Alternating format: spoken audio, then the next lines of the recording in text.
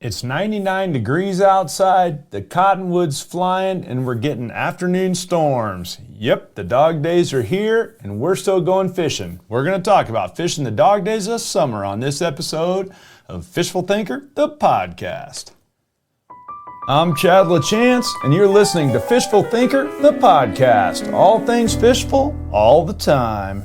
Hey guys, LaChance here. Thanks so much for tuning into this episode of Fishful Thinker, the podcast, brought to us as always by the fine folks at Sportsman's Warehouse. You can visit them at any one of 140 plus stores nationwide or at sportsmans.com. They've got a bunch of sales going on right now, ammo and pre-hunting season of all the crazy things, but it's definitely the time of year to be outside. So stop by Sportsman's on your way and get stocked up. Speaking of outside, I just came in from the lake, guys, and I am soaking wet. And it isn't because I was swimming in the lake. It's because it's really hot outside. At my house right now, it's literally 99 degrees. And to set the scene, I live at 5,500 almost, 5,400 and change in elevation. In the Rocky Mountains, it's not supposed to be 100 degrees before the summer solstice, but they're calling for it again tomorrow, and it is very hot outside. The water temperature's warming up like crazy. It's definitely feeling like straight up summer at this point. Spring has come and gone at this point, and everything's starting to dry out as far as the vegetation on the hillsides. And all those things. And so what that really means is we're heading into the dog days of summer, or we're in the dog days of summer now, and it's going to be that way for probably the next 8 weeks or so. And the honeymoon, let's say, of the season's fishing is over. All the heroes of May and early June, you know, all the guys who were out just absolutely smashing fish when they were all over the banks. It's going to get trickier now, and it really doesn't matter what species you're fishing for. It's going to get a little bit harder to catch fish over the next couple of weeks, and then we'll finally settle into mid-July, and it'll get real hot, and things will get a whole bunch trickier. But this transition period from spring to the dog days of summer can definitely keep you honest as an angler. It doesn't matter if you're talking about the bass or the walleyes or the white bass and wipers or trout, be they in the rivers or the reservoirs. It can be a tricky time of year to fish. And so I thought I'd talk about that a little bit as a guy who was a fishing guide for 20 years. This time of year, say the end of June typically, so we're a little ahead of that this year, but typically around the end of June, it starts keeping me honest as an angler, as a guide. Because you just can't count on all the stuff that, as I just noted, makes everyone heroes in springtime when there's fish piled all over the banks and you can easily go pick them off. But it's going to get trickier now, so I thought I'd run through a couple of things that might help you be more consistent, a couple of key things to keep in mind about the dog days of summer, regardless of where you live, that may affect how you fish. And the first one, and I brought this up on a lot of podcasts before, is crowding at the lake. And it doesn't seem intuitive, but really it's a thing. My home lake is very crowded right now, and understandably, it's very hot outside. So anyone that knows anything about water is in, on, or around it. So the paddleboarders, the kayakers, the ski boats, the party barges, the just runabouts, not to mention the fishermen. Everybody's out on the lake right now. The sailboarders, I mean, you name it, everybody's on the lake. And you have to get out of your head that that's going to cause a problem, because at the end of the day, that coincides with one key thing. All of those crowds and all of those people coincide with one key thing, and that's to be important to keep in mind, is fish's metabolism. They're cold-blooded, and therefore, during the same time period that the lake's getting really warm and nice and all the people are out on the lake, the fish got to eat, and because they're metabolizing quickly. So that's important to keep in mind. Just because everybody's there doesn't mean the fish can shut down. In fact, quite the contrary. With the water this warm, they've got to eat. And they may eat in small increments. They may eat at certain times, but they're for sure going to eat at certain points during the day. The other thing about it to keep in mind is that same water temperature will make fish a little bit more reactive up into a certain point. There's a point when the water gets too hot, and that depends on the species. For them to be very reactive. But I want to point out this. I just saw a thing on Facebook the other day, a guy complaining that the water temperature was pushing 90 degrees and he wasn't going to be able to catch any fish. Well, I coached the national championship on Kentucky Lake years ago and won that thing. And it was 90 plus degrees in the marina at 4:30 or 5 in the morning when we were putting the boats in the water. Didn't keep us from catching 20 pounds a day in bass. So, and for the record, we caught all of them dirt shallow, as in no water at all, because the key to it is that they got to eat. And there was mayflies coming off. Those mayflies were attracting shad. Those shad were attracting bass. And with water that warm, bass want to eat. They also spend a fair bit of time digesting, but they will eat when the opportunity arises. So the water temperature will force a little bit because of the metabolism. So all those crowds are not going to run the fish off from that regard. The other thing that those crowds might force you to do, which coincides very nicely with the fish's preferred feeding periods during the dog days of summer, is fish early and late in the day, particularly early in the day. This time of year is when I want to be out there, dark 30. I mean, as early as I can. And unfortunately, the state I live in has aquatic nuisance species required inspections for a lot of boats, or for basically any boat, a trailer boat. And so that prevents us from getting on the water at that early in a lot of the lakes, including my home lake. So there are times when I will leave my boat in the water overnight and anchor it just so that I can get on the water before the sun gets up and gets high. Otherwise, it's 6 o'clock in the morning before I can even meet the ANS inspector there and get my boat inspected. And that's not good, because by the time I get on the water, say your first fishing spot is 6:30 in the morning, and you missed first light at that point by better part of 90 minutes. In that 90 minutes, the fish fed like crazy. And I can tell you that for sure, even without being on the water necessarily this morning at 5:30, because I sleep outside. And call me strange, but I sleep outside. This time of year, I sleep outside under the stars, no tent, no nothing. I'm outside on an elevated deck, and that's where I sleep. And I enjoy it. It's blissful. If you have the opportunity to do it, I highly recommend it. And but what it does with my house being as close to the lake is it allows me to kind of monitor what's going on first thing in the morning. So I can literally sit up first thing in the morning, look down there, and realize what conditions are going on in the lake. And what I'm seeing is a ton of feeding in shallow water. And I mean a ton of feeding in shallow water all across the bay, not just right up against my area, but as far as I can see across the bay, there's fish feeding in shallow water. And part of that is also coincides with this time of year, and that is a lot of bait in the water and a lot of bait around the shorelines. And when I say bait to me is anything edible, right? So some guys think of bait, when it comes to fishing, they think of bait as, a shad, or an alewife, or a smelt, or a minnow of some kind. Yeah, and those are all bait, but so are baby smallmouth bass and bluegills and crappies and pumpkin seeds and green sunfish and yellow perch and baby carp, and also all the tadpoles that are in the shallow water, and other insects. I've seen salamanders, bullfrog tadpoles. All of that stuff is in shallow water. If you go walk the banks in the dark with a flashlight, a good bright flashlight, and just shine it in water that's anywhere from, say, 1 inch to 8 inches deep, you would be amazed at how many little tiny fish are sitting in there, anywhere from half-inch long fish up to maybe a couple-inch long fish that are in very shallow water. And the reason they're in that shallow water is to avoid predation by fish that aren't comfortable in that shallow water. But those fish that aren't comfortable in that shallow water will make forays in there and feed and leave. And I can tell you that for 100% because I can literally watch it happen. You'll see a V-weight coming down the bank in 6 inches of water as a rainbow trout, of all the crazy things, is in no water at all, and comes blowing down the bank and grabbing whatever he can catch on his way, and then retreats back to deep water just as fast as he got up in there. And so we don't even need to talk about the smallmouth that you can see sitting out in 18 inches or 2 feet of water that are literally looking up at the bank and waiting for the right opportunity to grab whatever happens to be up in that very shallow water. I've seen walleyes doing the same thing, sitting at the base of a very shallow tree, waiting for the opportunity for whatever bluegill or whatever comes in there. And all of those bass and bluegills and walleyes, they aren't going to be eating, the bass and the walleyes anyway, they aren't necessarily going to be eating tadpoles, the full-size ones, but they will eat the fish that come in to eat the tadpoles. So when you start seeing 4-inch yellow perch they're eating the baby tadpoles, but then those walleyes are eating those baby perch. So my point of that is that the food chain is alive and well in very shallow water at this time of year. It helps that my particular lake is still high.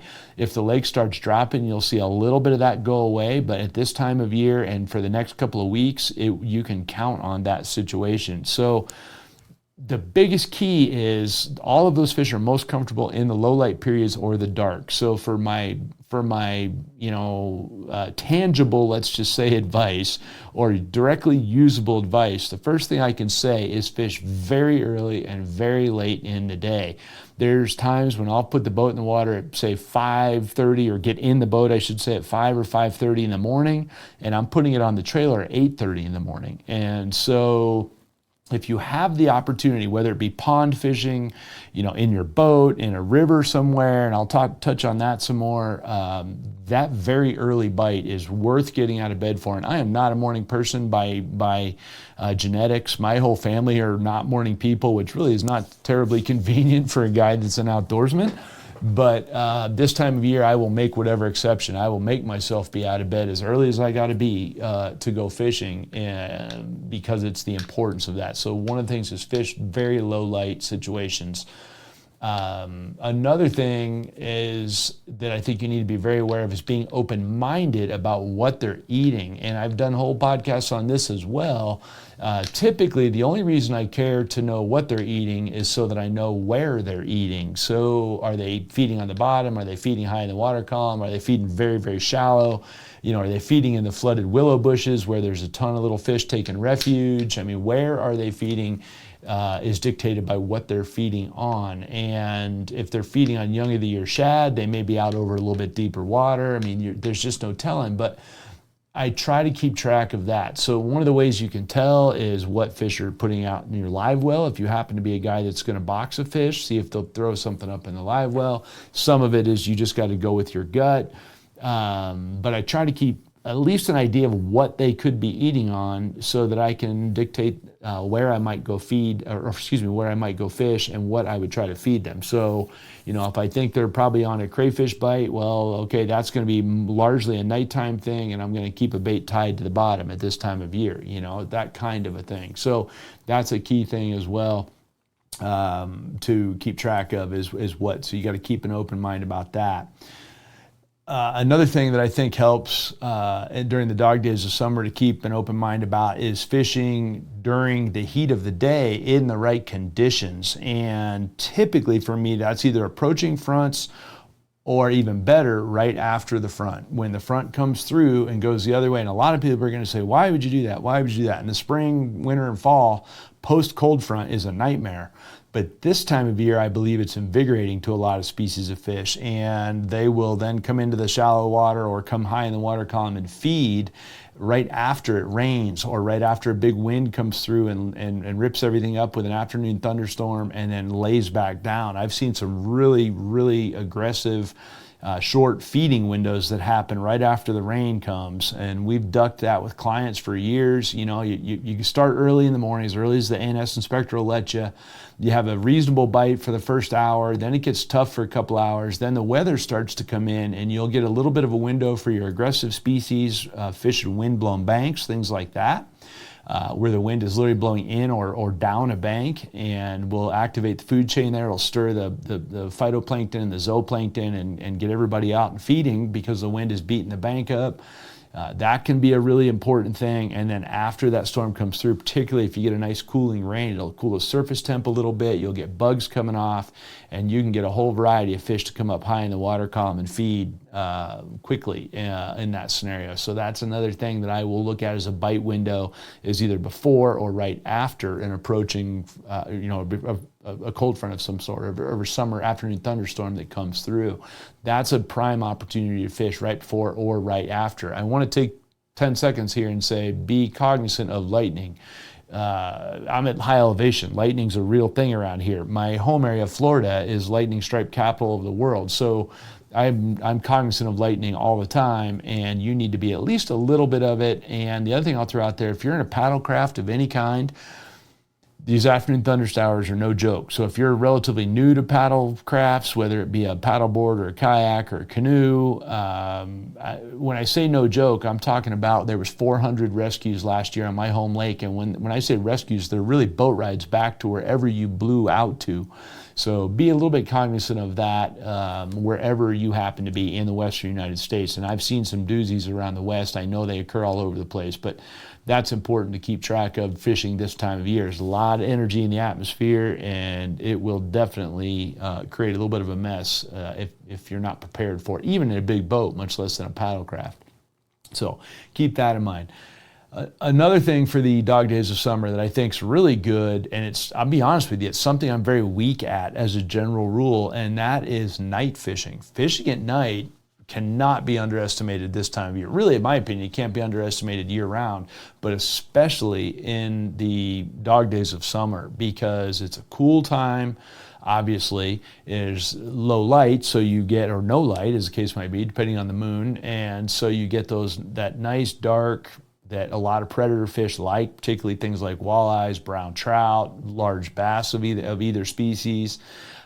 Will feed really well at night. And if you can night fish, if it fits your schedule, even just a couple hours after dark, it can make all the difference in the world. And when I was young, I used to walk around and fish ponds a lot in the dark because they were so hot during the day and so muggy and calm and covered in cottonwood and cottonwood seeds and just not a nice time to fish. But for whatever reason, the evening time, the storms have blown through, it gets dark, and fish come out and feed, and they get tight to the banks. You can get away with throwing big giant baits. Can be super fun. Same thing with walleyes, feeding on pelagic species that come up in the water column. The nighttime can be really the fantastic time. And I'm not going to give you a whole bunch of night fishing advice because, as I open this with, I don't consider myself a very good night fisherman, and I don't talk about anything that I'm not really confident in. And part of the reason I'm not, I do want to give an excuse because it seems silly for a guy who believes in night fishing as much as I do to not do it more, or to not profess to be better at it, because I didn't do it a lot during my guiding career because my permits didn't allow me to guide at night. So it didn't behoove me to do a whole bunch of night fishing for fun or anything else when it just messed up my schedule, and whatever I learned at night I couldn't do during the day anyway. So now that I'm not guiding for the first year in 20 years, I'll be looking more at night fishing over the next, say, 8 weeks, and we may even do some filming for Fishbowl Thinker Television at night. That's a little bit tricky. We've done a little bit of that, but we might do some more of that as well. But the nighttime bite is really good. You don't have to deal with a lot of paddleboarders and kayaks and boaters of all kinds. Lake will generally calm down, the fish will get cooperative, not to mention it's warm and a beautiful time to be on the water. So all of those things add up to being a night fishing thing as being a good potential. So that's another thing that I think can help you at this time of year. Something I want to throw out there that I feel like is very important, and I don't see a lot of anglers, and I did guiding, I used to have to talk people into it. It's very hard to make good decisions and to be an effective angler and to keep your energy level up and all of those things unless you drink a lot of water. And I mean a lot of water. When we're talking about 100-degree days, I want to drink a cup of water every half hour, 8 ounces, bare minimum, every half hour. So, and I used to do that on guide trips for people. And it will help you stay sharp, make good decisions, keep your energy level up, and keep you from being completely exhausted. If you're drinking soft drinks on the boat during the day thinking, oh, I'll have an energy kick from the caffeine, well, all that sugar and caffeine is not going to help your energy level at all. You'd be better to drink a lot of water. And during the dog days of summer, that's something I take to heart. When I was coaching high school teams, I didn't give the kids a chance. It was not a quest. It was not a request. It was drink this. You can't fish until you drink this water right now, and just make them drink it. And guess what? They stay sharp that way. You give a kid a bunch of, soft drinks during the middle of the day, they're not going to be any good, and neither are you as an adult if you're an adult listening to this. So that's another important thing. So to keep in mind.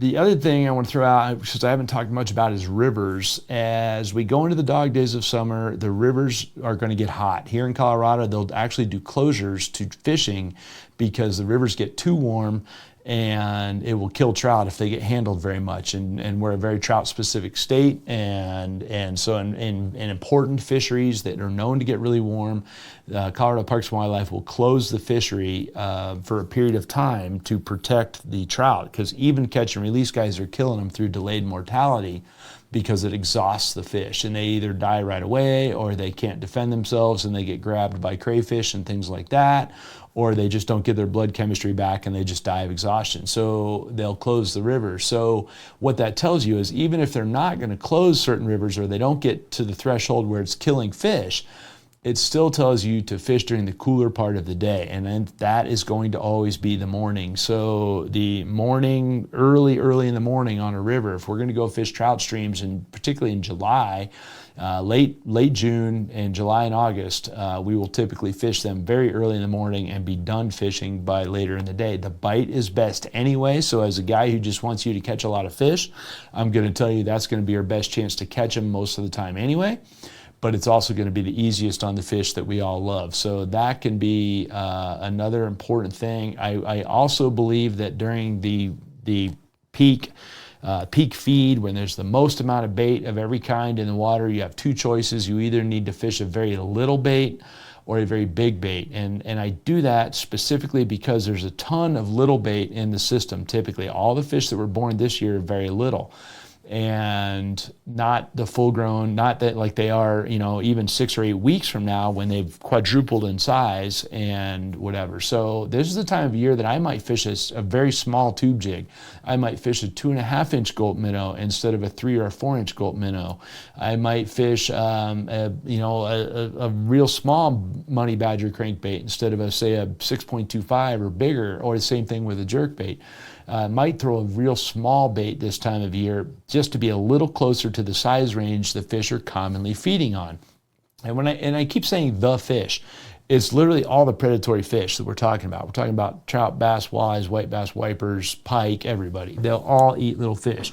And in this time of year is especially one. In fact, I know a guy that just caught a 42-inch tiger muskie on a little tiny 1.5-inch long chrome spoon while fishing for trout. Well, 42-inch tiger muskie can eat anything he wants, but he grabbed that spoon very easily, and because that's what he's eating right now. He's running around sipping little things in shallow water, and that fit the bill.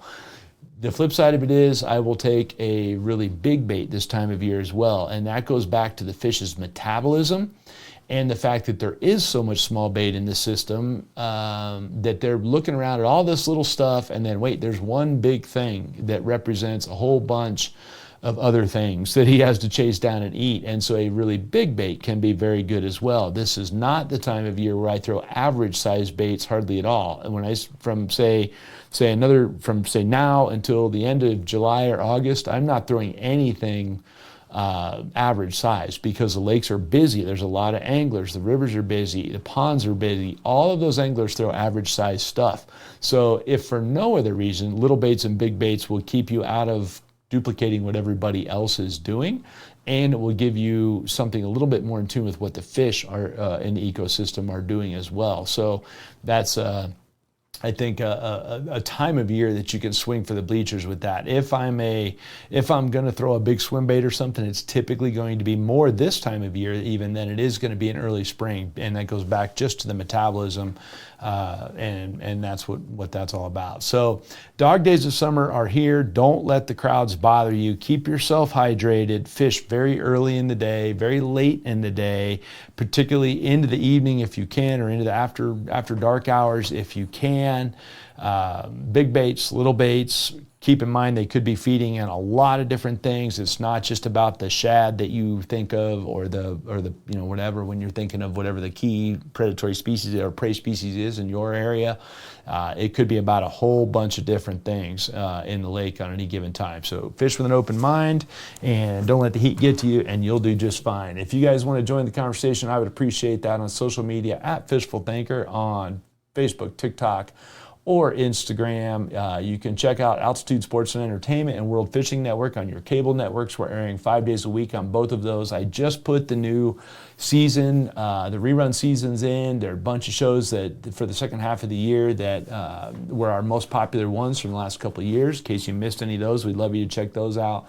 And then also our YouTube channel. Again, we're still putting a lot of effort into that. We'd love to have you guys check it out and like, share, and subscribe while you're there. So thanks for listening. This has been Fishful Thinker, the podcast.